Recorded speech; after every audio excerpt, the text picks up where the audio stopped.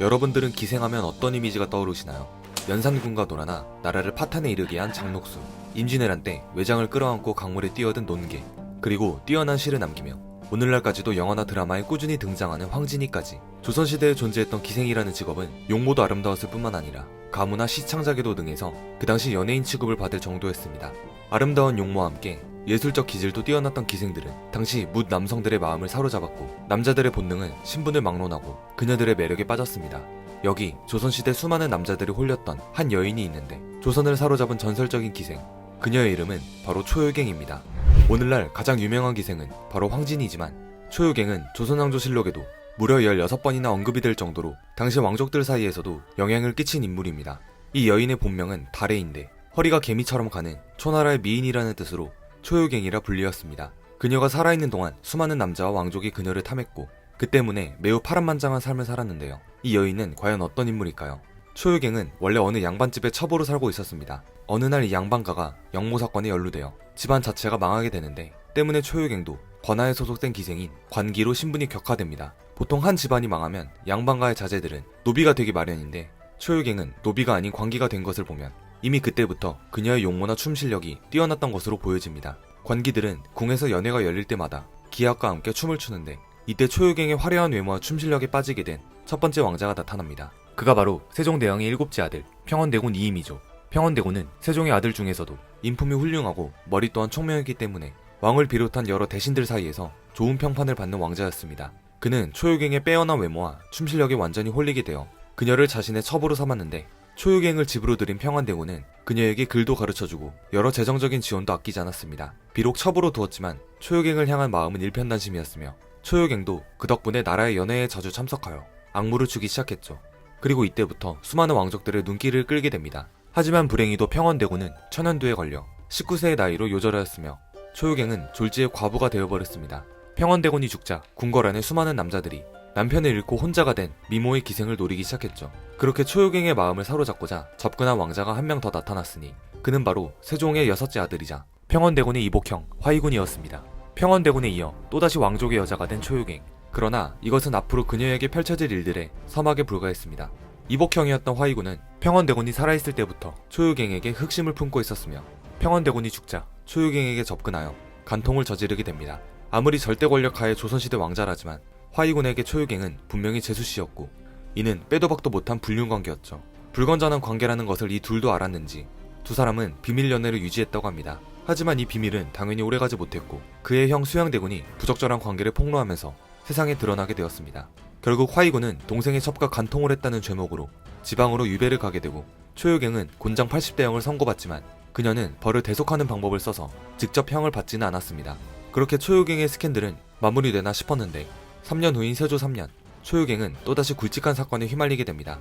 이번에는 신자영이라는 인물이 등장하게 되는데요. 계유정난의 공신 중 한 명이었던 그 역시 초효갱에게 반하게 되면서 그녀를 자신의 집으로 들이게 됩니다. 이때 신자영이 초효갱에게 얼마나 푹 빠졌는지 아예 본처를 내쫓고 그녀를 안방까지 들일 정도였다고 합니다. 신자영 집안의 노비들은 이러한 초효갱을 못마땅하게 여겨서 자주 뒷담을 했는데 하루는 어느 여종들이 초효갱이 뒷담을 하다가 신자영에게 들켜 그대로 맞아 죽는 일도 발생할 정도였습니다. 이 기절초풍한 사건은 세조의 귀에도 들어가게 되고 여종 2명을 때려 죽인 신자영은 벼슬을 박탈당하게 되었습니다. 반대로 초효갱은 사건의 피해자일 뿐더러 당시 세조 또한 궁중 악무가로서의 초효갱의 가치를 높이 평가했기 때문에 초효갱은 처벌을 면하게 됩니다. 또 다른 에피소드는 신자영의 먼 조카뻘이었던 안개담이라는 남자는 신자영의 집에 놀러왔다가 초효갱에게 한눈에 반해버리게 되는데 그는 초효갱을 겁탈하고자 신자영의 안방까지 무단 침입하기까지 합니다. 놀란 초효갱은 급히 도망치게 되는데 안개담은 그녀를 내놓으라며 신자영의 노비들을 마구 구타하는 사건도 있었습니다. 여담으로 세조 때 4대 기녀라고 불렸던 가무에 뛰어난 기녀들이 있었는데 초효갱이 바로 그중 한 명이었습니다. 세조는 이 4대 기녀들을 매우 총애했고 얼마나 이들을 아꼈는지 후에는 천민이었던 이들을 모두 양민으로 신분 상승시켜주었다고 합니다. 여기까지만 해도 초효갱이 얼마나 당대 남자들에게 시달렸는지 알 정도인데 초효갱에게 접근하는 남자는 이것이 끝이 아니었습니다. 이번에는 세종의 8번째 아들 바로 계양군 이증이라는 인물입니다. 초효갱이 형의 첩이었음에도 불구하고 계양군은 초효갱에게 반해 그녀를 겁탈하였고 세조는 계양군을 따로 불러서 세상에 널리고 널린 게 기생인데 왜 또 그 여자냐, 왜 계속 형제들끼리 가늠하냐며 나무랐다고 합니다. 이에 계양군은 자신은 결백하고 초효갱이라는 기생은 알지도 못한다며 펄쩍 뛰었으며 뻔한 거짓말이었지만 세조는 더 이상 문제 삼지 않고 그냥 넘어갔다고 합니다. 간신히 처벌을 모면한 계양군은 세조가 자리를 뜨자마자 바로 초유경에게 달려가서 징징댔다고 하네요. 초유경과의 색에 빠져 음주 가무만 즐기던 계양군은 나이 40을 넘기지 못하고 요절하고 맙니다. 계양군이 죽고 난 후 이제 40에 다다른 초유경은 어느 양반가의 첩으로 다시 들어가게 됩니다. 하지만 이때는 자신을 아끼던 세조가 죽고 난 이유였고 세조에 이어 왕위에 오른 예종이 세조의 측근 세력을 탄압하던 시기였습니다. 때문에 초유경이 들어간 양반가 또한 역적으로 몰려 숙청을 피하지 못했고 양민 신분이었던 초유경은 또다시 역모에 연루되어 관기로 전락하게 됩니다. 이렇게 여러 인물들과 엮이며 파란만장한 스캔들을 겪은 초유경은 고향인 평양으로 돌아가게 되었고 그녀의 삶은 이제 조용히 마무리되나 싶었습니다. 그러나 얼마 지나지 않아 사헌부에 한 신고가 들어오는데 평안도 도사 임맹지가 초유경이라는 기생과 간통을 했다는 신고였습니다. 당시는 세조가 사망한 지 얼마 안 된 시기였기 때문에 나라 전체가 국상 중이었으며 국상 중에 고위 관료의 이러한 행위는 국법을 거스르는 아주 큰 죄였습니다. 하지만 예종은 둘이 진짜 한 방에서 관계를 맺었다는 증거가 없었기 때문에 이들을 따로 국문하지 않았고 처벌도 내리지 않았습니다. 더욱 흥미로운 점은 당시 초유경의 나이가 40에 가까운 나이였음에도 불구하고 고위 관료가 그녀에게 반해 간통을 저질렀다는 것이죠. 실록에 기록된 초유경에 대한 언급은 이것이 마지막입니다.